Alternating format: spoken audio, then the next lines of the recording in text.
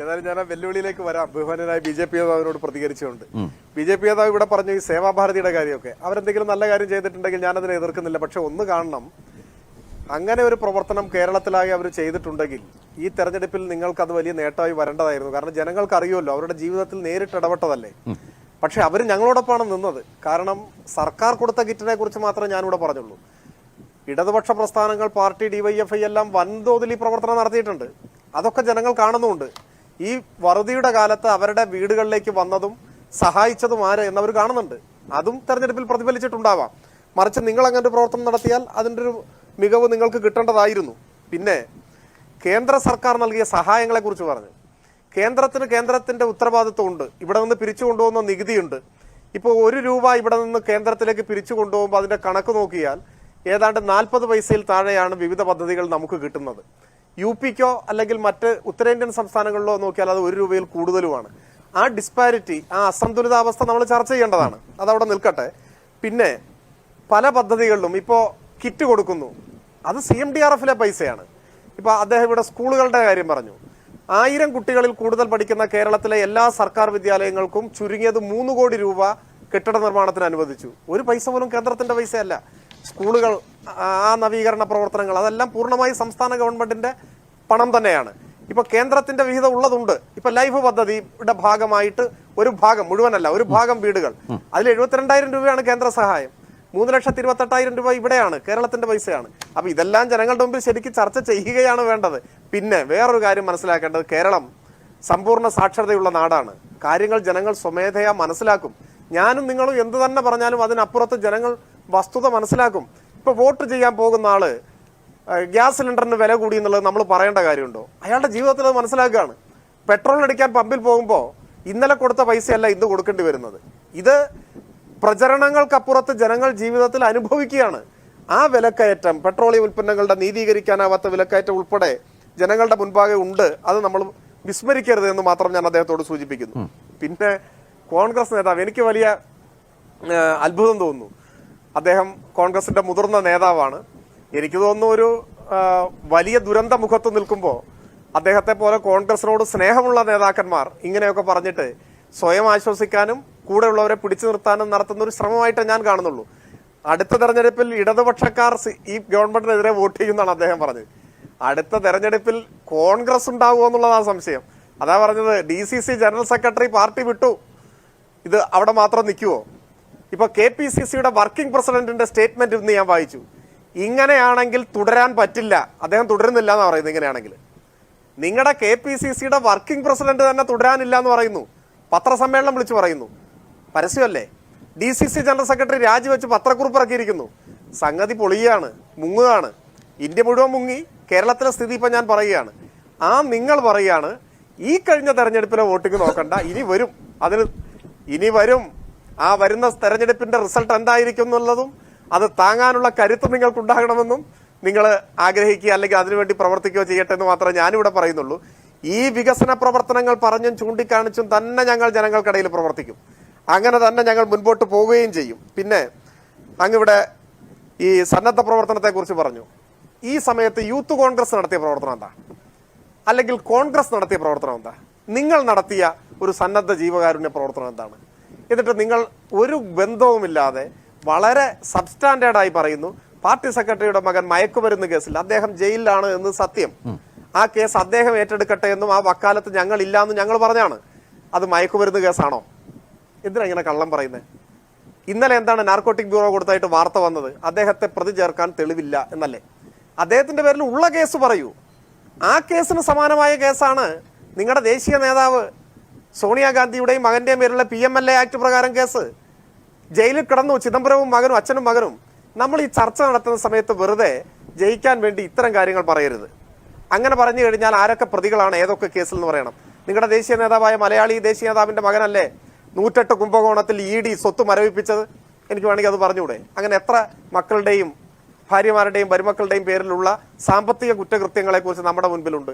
ഇത്തരം ചർച്ചയിൽ നമ്മൾ അങ്ങനെ അങ്ങോട്ടും ഇങ്ങോട്ടും ആരോപിക്കുന്നതിനേക്കാൾ നല്ലത് വസ്തുനിഷ്ഠമായി സർക്കാരിന്റെ പ്രവർത്തനം, അതിൽ നിങ്ങളുടെ വിമർശനം, എന്റെ മറുപടി, അങ്ങനെ പോകുന്നതായിരിക്കും നല്ലതെന്ന് എനിക്ക് തോന്നുന്നു.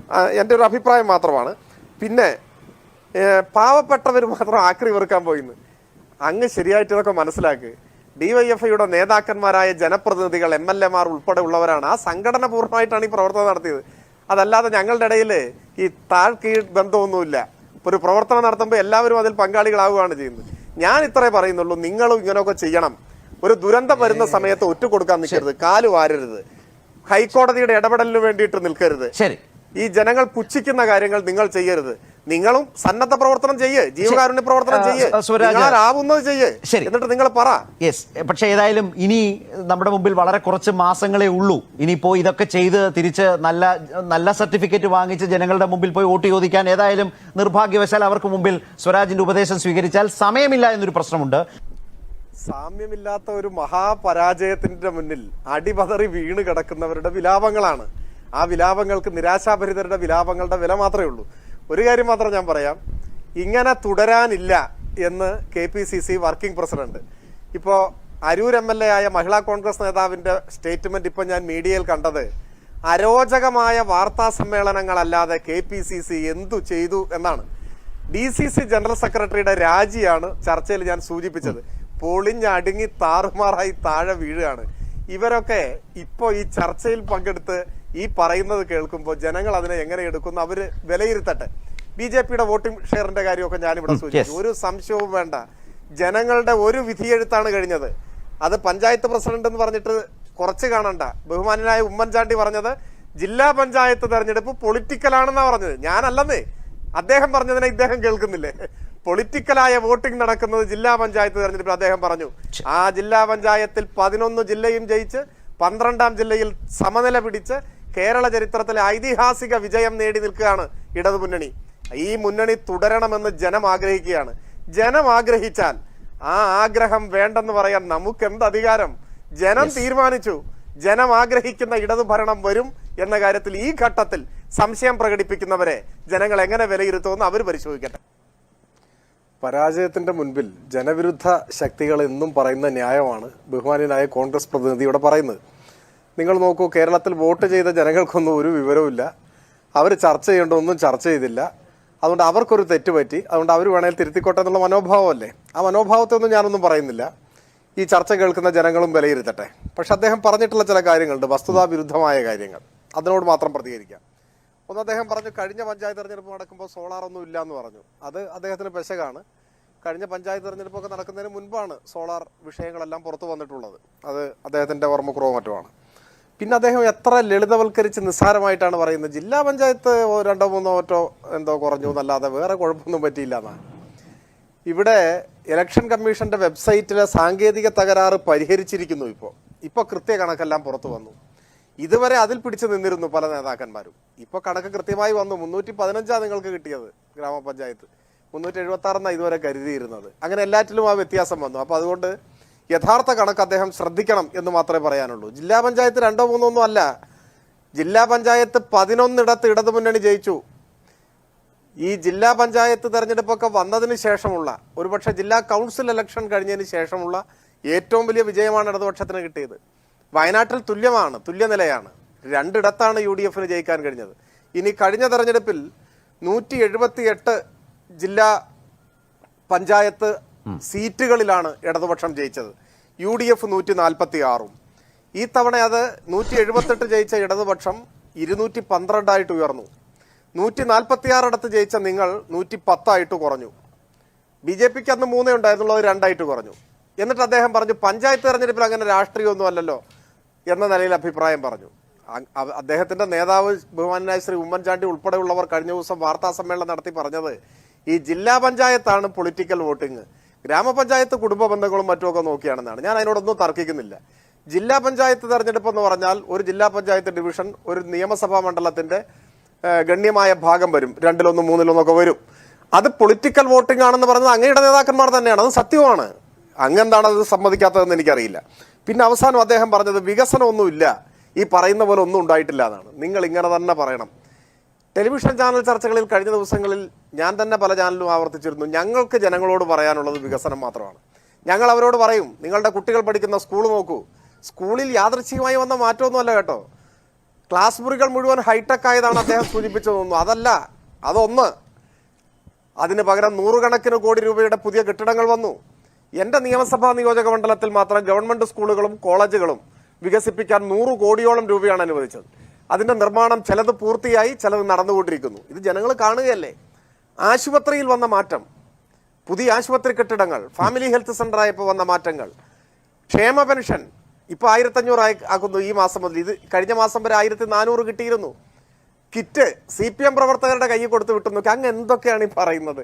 കോൺഗ്രസിന്റെ ഒരു ഉത്തരവാദിത്തപ്പെട്ട നേതാവ് പറയണം ഈ കിറ്റ് വിതരണം ചെയ്യുന്ന റേഷൻ കട വഴിയാണ്, അല്ലാതെ അത് CPM പ്രവർത്തകർ വീട്ടിൽ കൊണ്ട് കൊടുക്കുന്നതല്ല. റേഷൻ കട വഴിയാണ് കിറ്റ് വിതരണം ചെയ്യുന്നത്. അത് ഈ വറുതിക്കാലമായതുകൊണ്ടാണ്. ഈ കോവിഡ് മൂലം ആളുകൾക്ക് വരുമാനം നഷ്ടപ്പെടുന്ന കാലത്ത് സർക്കാർ കൊടുക്കുന്നതാണ്. കടം വാങ്ങിയ പൈസ ഇഷ്ടം പോലെ ഉണ്ടല്ലോ എന്ന് അദ്ദേഹം പറയും. ഇത് കടം വാങ്ങിയ പൈസ അല്ല, ഇത് മുഖ്യമന്ത്രിയുടെ ദുരിതാശ്വാസ നിധിയിലെ പണം എടുത്തിട്ടാണ് കിറ്റ് കൊടുത്തത്. ആ ദുരിതാശ്വാസ നിധിയിലേക്ക് 10 പൈസ കൊടുക്കരുതെന്ന് ആഹ്വാനം ചെയ്തവരാണ് അങ്ങയുടെ പാർട്ടിയുടെയും മുന്നണിയുടെയും നേതാക്കന്മാർ. ഇത് ജനങ്ങൾ കാണുകയല്ലേ. ഈ കെടുതിയുടെ കാലത്ത് ഈ കേരളത്തെ ഒറ്റുകൊടുക്കാൻ ശ്രമിച്ചവരാണ് നിങ്ങളെന്ന് ജനങ്ങൾക്ക് മനസ്സിലാക്കാൻ കഴിഞ്ഞു. നിങ്ങൾ കോടതിയിൽ പോയി സാലറി ചലഞ്ചിനെ അട്ടിമറിക്കാൻ ശ്രമിച്ചു. നിങ്ങൾ CMDRFിലേക്ക് ദുരിതാശ്വാസ നിധിയിലേക്ക് പണം കൊടുക്കരുതെന്ന് ആഹ്വാനം ചെയ്തു.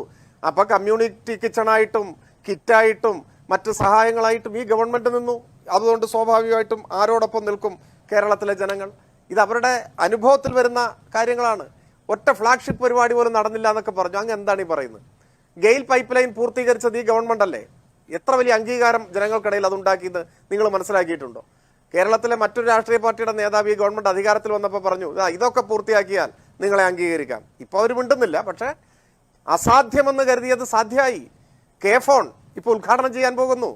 കൊച്ചി ഇടമൺ പവർ ഹൈവേ യാഥാർത്ഥ്യമായില്ലേ? അതിന്റെ ഭാഗമായി കേരളം പവർ കട്ടില്ലാത്ത സംസ്ഥാനമായി മാറി. സമ്പൂർണ്ണ വൈദ്യുതീകരണം നടന്നു. സമ്പൂർണ്ണ വെളിയുടെ വിസർജന വിമുക്ത സംസ്ഥാനമായി കേരളം ഈ കാലയളവിൽ വളർന്നു. ഈ മാറ്റങ്ങൾ കേരളത്തിലെ ജനങ്ങൾ കാണുകയല്ലേ. വീടില്ലാത്തവർക്ക് വീട് കിട്ടുകയല്ലേ. അങ്ങിതൊന്നും ഇല്ല എന്ന് പറഞ്ഞിട്ട് നടിച്ചിട്ട് വല്ല കാര്യമുണ്ടോ? പെൻഷൻ കിട്ടിയ മനുഷ്യരെ നിങ്ങളുടെ കാലത്ത് 18 മാസം കുടിശ്ശികയാ. ഒറ്റ പൈസ കൊടുത്തിട്ടില്ല അവര് പെൻഷൻ. അത് മുഴുവൻ കൊടുത്തു തീർത്തത് ഈ ഗവൺമെന്റാണ്. കൈ നിറയെ പണം കിട്ടുന്നു, പെൻഷൻ കിട്ടുന്നു, അർഹതപ്പെട്ട പെൻഷൻ. അവന്റെ ചുറ്റുപാടുകളിൽ വന്ന മാറ്റം, ആ മാറ്റം അവൻ കാണുന്നു. ഞങ്ങളിത് മാത്രമാണ് പറഞ്ഞത്. നിങ്ങൾ വിവാദങ്ങളുടെ പുറകെ പോയി. ഞങ്ങൾ വികസനം ജനങ്ങളുടെ മുൻപിൽ ചർച്ച ചെയ്തു. അതിന്റെ മാറ്റമാണ് ഇവിടെ നമ്മൾ കണ്ടത്. ഇനി നിങ്ങൾ തോറ്റിട്ടില്ല. തോറ്റെങ്കിൽ തന്നെ വലിയ തോൽവിയല്ല. ഇനി അങ്ങനെ വന്നാൽ തന്നെ അത് ജനങ്ങൾ ചിന്തിക്കാത്തതാണെന്നൊക്കെ പറഞ്ഞാൽ കേരളത്തിലെ ജനങ്ങൾ അത് വിലയിരുത്തട്ടെ എന്ന് മാത്രമേ പറയാനുള്ളൂ. അങ്ങോട്ട് അത്തരം കാര്യങ്ങൾ തർക്കിക്കാൻ ഞാനില്ല.